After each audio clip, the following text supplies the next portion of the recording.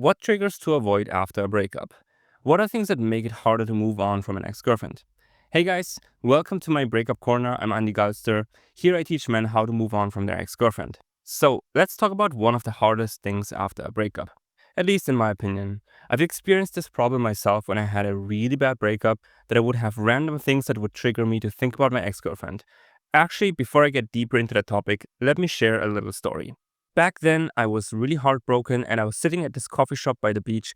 It was kind of like a round table, and then the shop started playing this song by James Bay, Let It Go, which is about letting go of a relationship that's not working out. Maybe you know the song. Come and let it go, just let it be. And so somehow that song, or even the artist, he became me and my ex-girlfriend's kind of like go-to musician when we were close to the breakup. Kind of ironic if you think about it.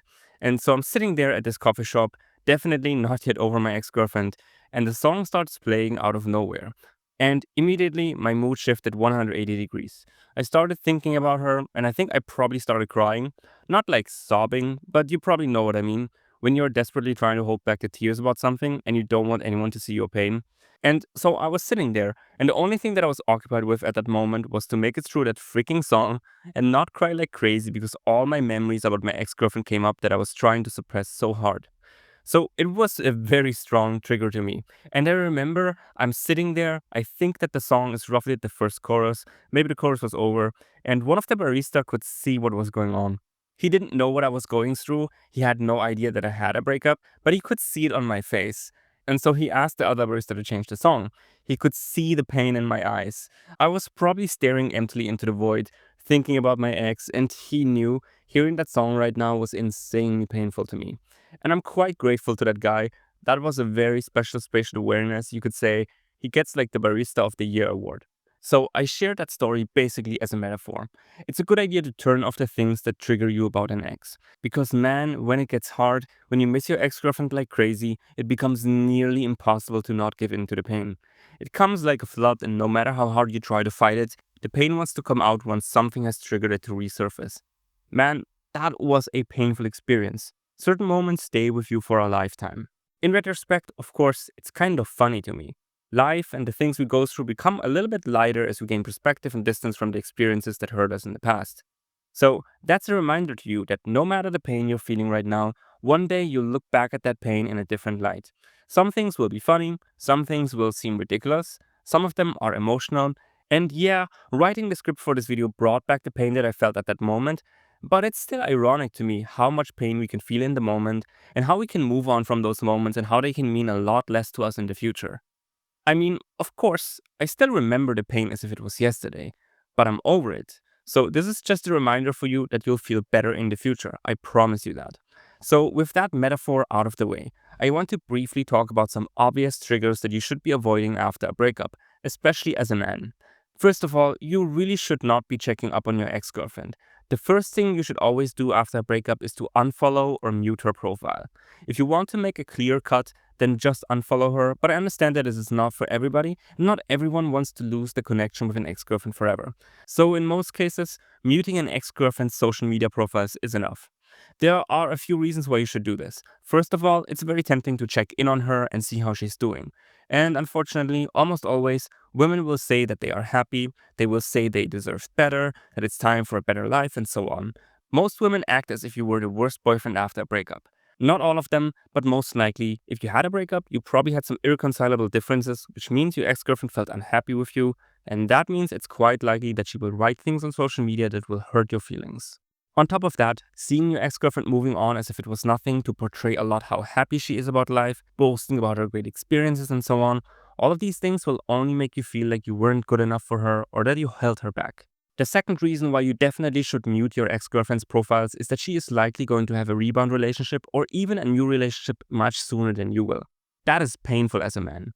We tend to be a lot more attached once we're committed to a woman, especially because new relationships don't come easily for men.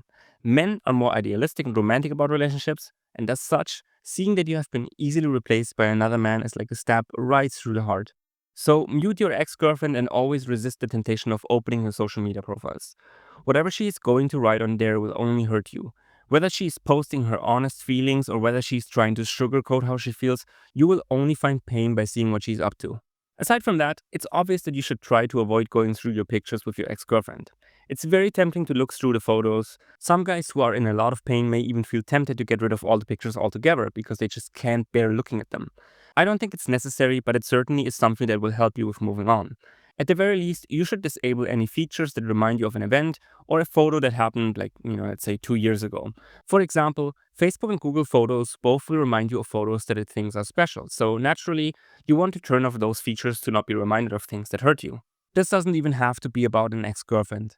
Let's say you only broke up 3 weeks ago, and right now you're going to new places, you're exploring new things, trying to recreate yourself, and maybe you are taking a selfie here or there with a friend, and you're doing your own version of convincing yourself that everything is fine. Now, let's say 1 year passes, or let's say it's only been 5 months, but that 1 year event on Facebook Photos or on Google Photos has been triggered. Now you will be reminded about that picture, and you will realize that you haven't fully healed from the pain.